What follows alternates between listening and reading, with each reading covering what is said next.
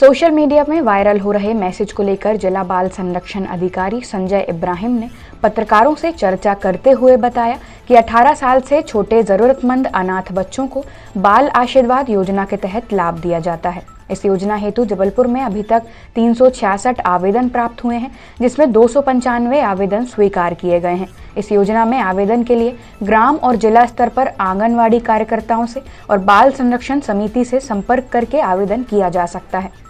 अनाथ बच्चे या जिनकी मां पालन पोषण में असमर्थ है, उनके संरक्षण हेतु सरकार द्वारा इस योजना के तहत अनुदान दिया जाता है। अनाथ बच्चों के लिए बाल आशीर्वाद योजना से हम लाभान्वित करते हैं, जो कि स्टेट के द्वारा फंडेड होती है। उसमें ऐसे बच्चे जिनके माता पिता दोनों का देहांत हो गया है, दोनों नहीं हैं, और बच्चा अनाथ है, उनके विस्तारित परिवार के लोग उनका देखभाल कर रहे हैं और 18 साल से छोटे हैं और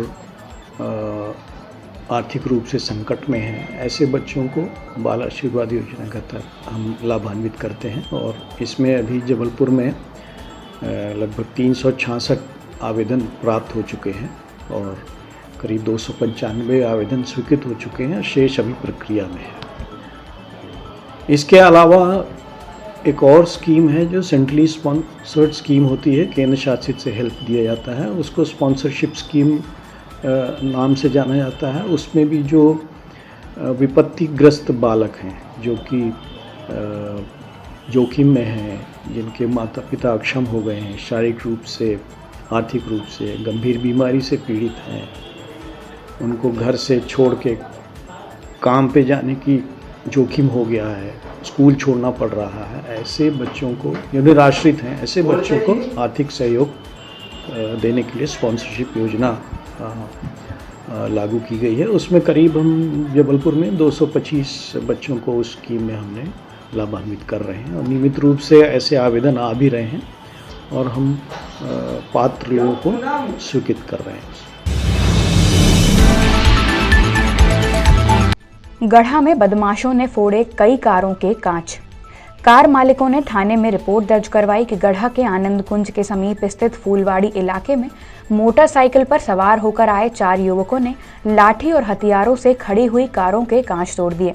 पुलिस के मुताबिक सीसीटीवी फुटेज के आधार पर आरोपियों की तलाश जारी है। नशा किए हुए लड़कों की करतूत है।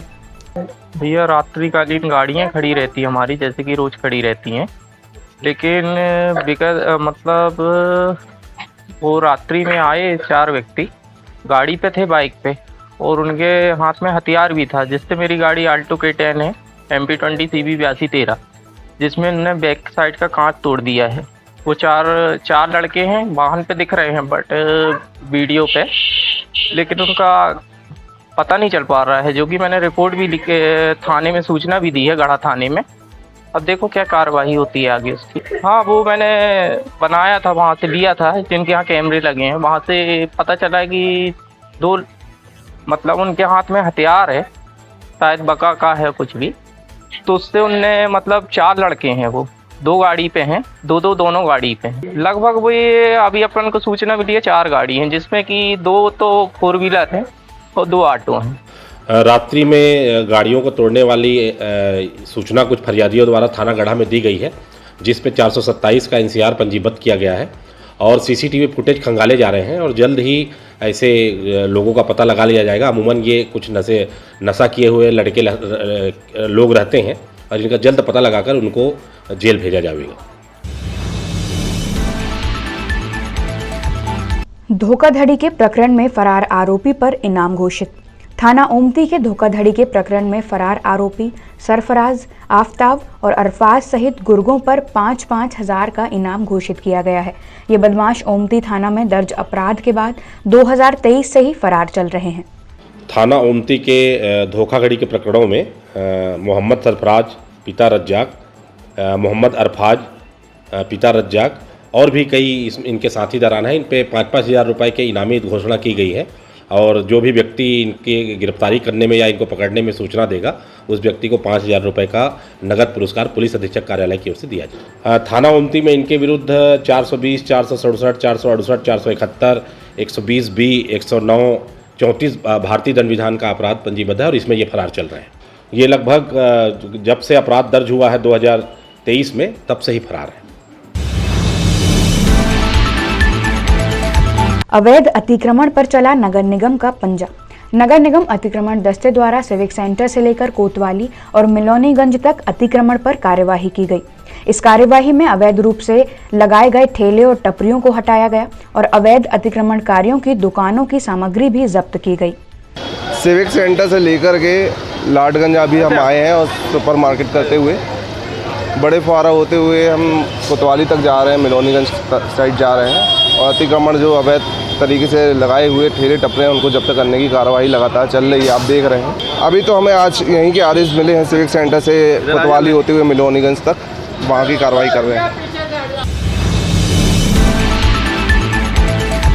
सूने मकान में चोरों ने किया हाथ साफ।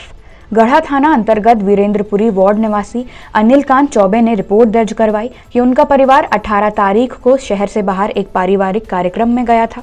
21 तारीख को वापस आकर देखा तो घर का दरवाजा टूटा हुआ पाया। अंदर जाके देखा तो घर में रखे सोने चांदी के जेवरात सहित लगभग 25 लाख रुपए की चोरी हो गई। सर, हम 18 तारीख को 1:30 बजे करीब घर से निकले नैनपुर के लिए। हमारी सासू जी का 20 तारीख को 13 थी और जब मैं आया यहाँ पर कल 9:15 बजे करीब तो पता चला कि हमको ब्लाउज़ सामने देखा वहाँ पे आगे। तो मैं देखा, मैंने कहा यार ये ब्लाउज़ तुम्हारा कैसा पड़ा है। फिर वहाँ से मैं देखा तो ये पूरा खुला पड़ा था और पूरे जेवरात वगैरह पूरे ला कर के हमारे यहाँ पर गए थे और उन्हें दरवाज़ा तोड़ के यहाँ से आए हुए और करीब करीब मेरे ख्याल से नहीं तो 25 लाख के लगभग की चोरी हुई है। आईटीआई के कोपा में गिरी सीलिंग। आईटीआई के कंप्यूटर डिपार्टमेंट में दोपहर में अचानक सीलिंग गिर गई, जिसमें वहां बैठे स्टाफ मेंबर्स और एक छात्र को चोटें आई हैं। प्रभारी प्राचार्य डीके रॉय का कहना है कि 6 महीने पहले ही बिल्डिंग का रेनोवेशन हाउसिंग बोर्ड द्वारा किया गया था, जिसको लेटर लिखा गया है। यहाँ पर अचानक छत गिर गए हैं तो उसके नीचे बैठे हुए थे, हमारे एक स्टाफ बैठे हुए थे और एक बच्चे खड़े हुए थे। तो एक स्टाफ के हाथ में लगी है और बच्चे के इसमें शोल्डर में लगी है, तो वो अभी ठीक है। और फिर तुरंत अभी ये जो बिल्डिंग बनाए थे तो उनको मतलब उनको लेटर लिखा गया हाउसिंग बोर्ड को। थाना कटंगी में जातिगत टिप्पणी कर धमकाने का मामला सामने आया। एडिशनल एसपी सूर्यकांत शर्मा ने बताया कि थाना कटंगी अंतर्गत ग्राम सकरा के हिम्मू गौड़ ने पाटन निवासी 3 युवकों पर आरोप लगाते हुए रिपोर्ट दर्ज करवाई है कि उसके खेत पर ट्रैक्टर चला के फसल बर्बाद कर दी गई, जिसका विरोध करने पर उसके साथ जातिगत टिप्पणी करते हुए उसे धमकाया गया और उसके साथ मारपीट की गई। पुलिस द्वारा मामला दर्ज कर जांच की जा रही है। थाना कटंगी में ग्राम सकरा के हिम्मू गौड़ ने आकर ये रिपोर्ट लिखाई कि ग्राम थाना पाटन के सूर्यभान, राघवेंद्र और मलखान पटेल ये खेत पर आकर इनका गेहूं पर ट्रैक्टर चला दिए और जब इन लोगों ने रोका तो इनसे गाली गलौज करने लगे, जातिगत गालियां दी, जिससे हिम्मू गौड़ की रिपोर्ट पर इन तीनों के विरुद्ध थाना कटंगी में 294, 323, 506 और 3110 और विभिन्न और भी धाराओं के तहत अपराध पंजीबद्ध किया गया है। फरियादी पक्ष के कुछ लोग मेडिकल में इलाज करा रहे हैं। इनके इलाज का दस्तावेज लेकर और तत्काल फिर सभी आरोपियों को गिरफ्तार कर इसमें चालानी कार्रवाई की जाए। मध्य प्रदेश युवा कांग्रेस के द्वारा किया गया प्रदर्शन। मध्य प्रदेश युवा कांग्रेस के द्वारा जबलपुर तहसील कार्यालय में एकजुट होकर प्रदेश में हुए पटवारी भर्ती घोटाले के विरोध में मुख्यमंत्री मोहन यादव का पुतला दहन किया गया। कहा कि पटवारी भर्ती सरकार भ्रष्टाचार में लिप्त है। बड़े बड़े नेताओं के नाम सामने आए हैं। सीबीआई जांच करवा के जांच रिपोर्ट सार्वजनिक करने की मांग करते हुए सड़क से सदन तक प्रदर्शन करने की चेतावनी दी। पटवारी भर्ती में हुए चयनित अभ्यर्थियों को नियुक्ति पर देने की प्रक्रिया शुरू की है, लेकिन ये पटवारी भर्ती भ्रष्टाचार में लिप्त है। आप कल्पना कीजिए, ऐसा युवा जिसको ये नहीं मालूम कि राज्य में कितने जिले हैं, उसको ये नहीं पता कि राज्य की राजधानी क्या है, वो परीक्षा में टॉपर कैसे हो सकता है? ये हमारा प्रश्न है। हम सरकार से पूछना चाहते हैं कि आपने पटवारी भर्ती में हुए घोटालों में अब तक क्या जांच की है?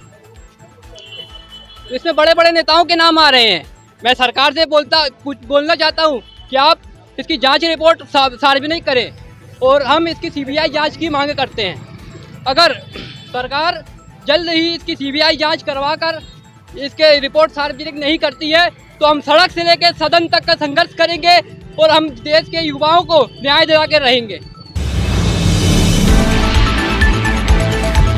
संत रविदास जयंती पर होने वाले कार्यक्रमों को लेकर आयोजित हुई प्रेस वार्ता।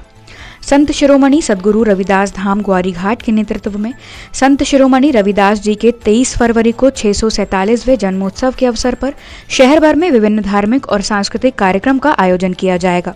24 फरवरी को धूमधाम से शहर भर में शोभा यात्रा निकाली जाएगी, जिसके लिए आज घंटाघर स्थित इंडियन कॉफी हाउस में प्रेस वार्ता रखी गई। गुरु रविदास जी का प्रकाश पर्व गुरु रविदास धाम ग्वारीघाट के नेतृत्व में मनाया जा रहा है। जो मुख्य कार्यक्रम है वो गुरु रविदास धाम ग्वारीघाट में आयोजित है, जिसमें मुख्य अतिथि के रूप में सम्माननीय डॉक्टर हरिशरण शास्त्री जी गोरखपुर उत्तर प्रदेश से पधार रहे हैं और जो हमारी करीब 150 लोग की जो समिति है वो पूरे जबलपुर का भ्रमण करते हैं और इस कार्यक्रम को सफल बनाएगी। जैसा कि गुरु जी ने कहा है कि हम हमेशा मानवतावाद के पक्ष में रहे हैं और गुरु रविदास जी एक ऐसे गुरु हुए हैं जिनके करीब 70 से अधिक राजपूत राजा और रानियों ने उनकी जो है उनसे दीक्षा ली थी